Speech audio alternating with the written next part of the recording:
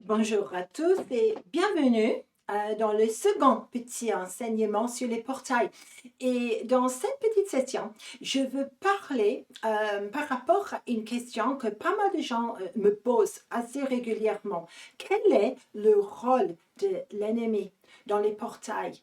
Dans quelle mesure l'ennemi il peut bloquer un portail entre le ciel et la terre? Très bonne question. Et la meilleure chose à faire, c'est de regarder dans l'Ancienne Alliance le prophète Daniel. Parce que là, on a des preuves juste magnifiques. On a comme des petites percées dans les lieux célestes, comment ça marche en nous. Et ça doit nous intéresser aujourd'hui. Moi, personnellement, j'aime beaucoup mettre Daniel à côté de l'apôtre Jean parce qu'il y a tellement de similitudes que ça vaut bien la peine, le même langage, les mêmes idées apparaissent beaucoup de fois. Je vous encourage à faire un peu pareil. Alors, Daniel 9, par exemple, je vais juste tourner là, si vous avez également vos Bibles. Qu'est-ce qui est en train d'arriver au début du prophète Daniel et verset 1? Et là, Daniel, on sait qu'il est captif, il est avec les autres captifs, et Dieu a dû commencer à lui parler, parce que lui, il sait absolument que les 70 ans de captivité babylonienne qui ont été prophétisés par le prophète Jérémie, Jérémie 25 et verset 1, si vous voulez regarder.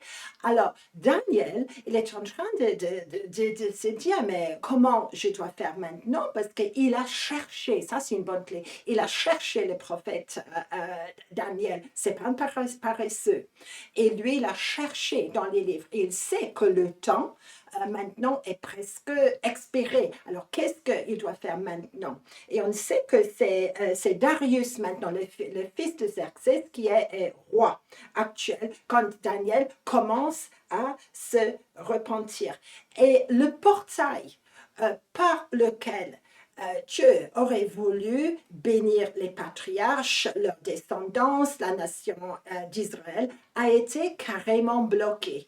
Et beaucoup de portails qui sont vraiment de Dieu, qui ont leur origine au ciel, sont bloqués à cause de notre idolâtrie, à cause de notre rébellion, à cause de notre désobéissance et à cause de notre péché.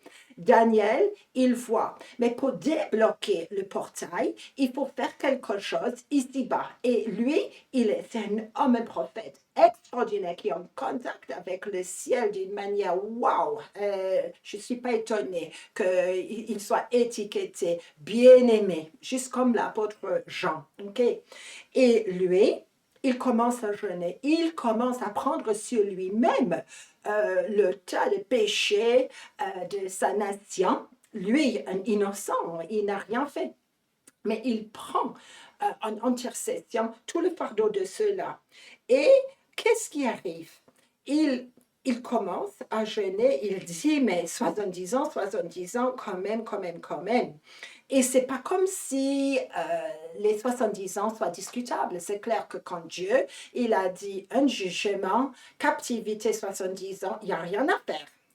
Rien à faire. Mais quand il y a une session un timing précis comme ça qui commence à être expiré, alors là, on peut intervenir. Et normalement, le Seigneur, il va commencer à acheter l'esprit des hommes et des femmes sur la terre pour qu'on puisse intercéder et que le portail puisse être débloqué.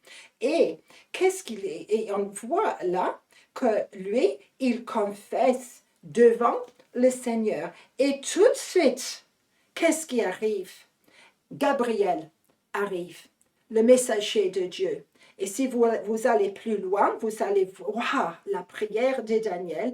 Et puis, il y a dans ma Bible, c'est tout un paragraphe qui décrit versets 20, 21, 22, Gabriel, l'homme qu'il avait vu précédemment dans la vision, s'approcha de moi d'un vol rapide à l'heure de l'offrande du soir. Et il menstruisit en disant, Daniel, je suis sorti maintenant pour te communiquer l'intelligence. Au commencement de tes supplications, une parole était émise et je suis venu te l'annoncer, car tu es un bien-aimé.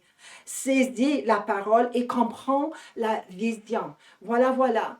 Et Gabriel est envoyé. Autrement dit, que le portail, j'ai déjà mentionné dans le premier enseignement que souvent on voit les actions des anges, ici le messager de Dieu même, et d'autres êtres célestes qui sont là. Et maintenant, on voit le commencement quand Dieu, il va agir.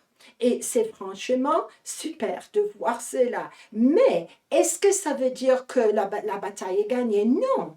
Souvenez-vous que l'ennemi, il n'a plus accès, il a perdu sa rampe d'accès au troisième ciel, mais nous savons qu'il a des princes déchus maintenant, mais qui sont très actifs au second ciel et n'ont pas du tout d'intérêt à voir que le peuple se repente. Hein? Et vous allez remarquer qu'avec les portails, souvent, l'ennemi, il cache, il essaie de cacher la vérité. Et la clé, c'est souvent la repentance et une connaissance d'une date. Voilà, voilà. Et il y a, dans le chapitre après, chapitre numéro 2 de Daniel, ce passage énorme, énorme, où c'est écrit, Daniel n'est pas peur, parce que Daniel, il est résisté, rien n'arrive. Mais c'est pourquoi finalement Gabriel arrive et il dit, mais le prince du royaume de Perse m'a résisté 21 jours. Mais Michel, l'un des premiers princes, est venu à mon secours et je suis resté là auprès des rois de Perse. Alors, c'est-à-dire que le moment qu'on commence notre repentance, il y a une action dans les lieux célestes, mais au second ciel, il y a encore un combat. Alors, persévérant, si c'est le cas, si vous êtes intéressé par un portail et vous savez que c'est bloqué par le péché, par l'idolâtrie dans une nation que vous connaissez, persévérant, parce que tôt ou tard, la réponse va venir. Et important de trouver cela comme une bonne leçon. Je veux donner à la fin de cet enseignement deux petits exemples de cela, okay? Parce que dans chaque nation, il y a des dates qui sont marquées par les catastrophes, par les fléaux, par les guerres, etc. Et on se souvient de ces dates. Et chaque nation, spécialement Israël, est comme ça. Et toute la nation peut faire le deuil parce qu'il y a eu une catastrophe nationale, une perte de gouvernement, une perte de sang, une guerre horrible. Et on retient la date. Et beaucoup de portails sont bloqués à cause de ça. Et souvent, l'ennemi, il le sait. Il a un intérêt que le portail puisse rester bloqué. Et c'est à nous maintenant d'intervenir. Par exemple, le Tisha B'Av, le 9 Av, pour ceux qui connaissent un peu l'histoire d'Israël, vous savez que le 9 Av aurait dû être une grande journée de victoire et de fête parce que c'était signalé pour être une rampe d'accès, un escalier, un portail ouvert pour le passage du peuple de Dieu dans la terre promise. Et vous savez que les 12 espions ont été envoyés et qu'ils sont revenus. Et il n'y a que deux, Josué et Caleb, qui ont promis la victoire. Les autres ont pleuré et la nation était tellement affectée que Dieu même, il a jugé, c'était pas 70 ans, 40 ans maintenant, toute une génération va maintenant vivre et mourir dans le désert et c'est leur descendance qui va connaître la terre promise. Et vous pouvez penser, je ne suis pas juif, ça ne m'affecte pas, mais en effet, ces dates sont remarquables. Si vous voyez l'histoire du 9 Av, quand on voit l'historique d'Israël, le 9 Av est marqué comme journée de deuil. par les Juifs aujourd'hui. Intéressant de faire beaucoup plus d'enquêtes. Je vous promets, vous n'allez pas être déçus. Les deux temples ont été détruits le 9 Av, le Tisha B'Av. Beaucoup de déclarations contre les Juifs, les expulsions des Juifs ont tous été placées le 9 Av. Et les gens concernés n'avaient rien à faire. C'était simplement que le péché existe toujours. Et nous, pour nous aussi, il y a des dates comme ça.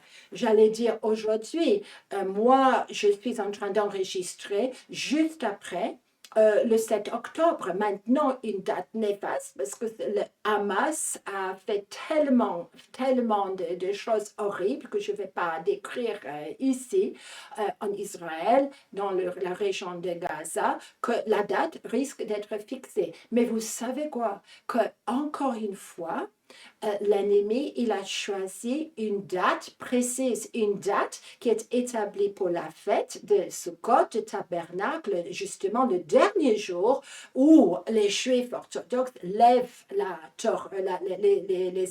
les rouleaux de leur Torah et ça devient un temps de célébration. Et là, l'ennemi il intervient.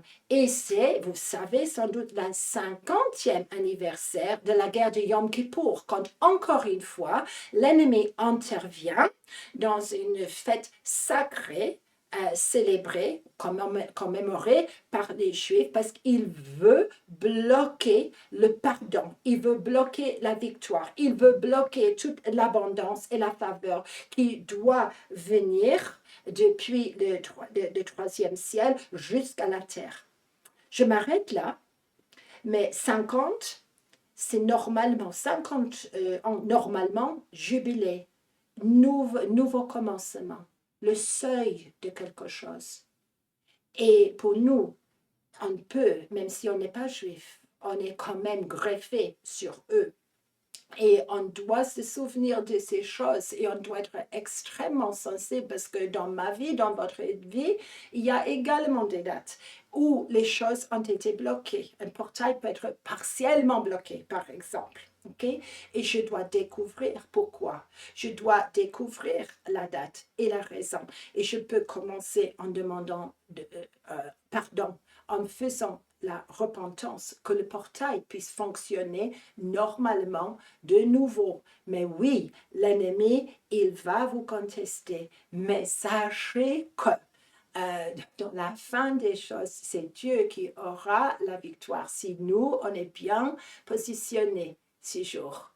Amen et courage pour le combat que nous devons confronter ces jours et que les nouveaux commencements dans cette saison puissent vraiment continuer malgré le combat. Et on aura la victoire parce que notre Dieu est comme ça. Il a un plan pour toutes choses. Amen. Et soyez bénis.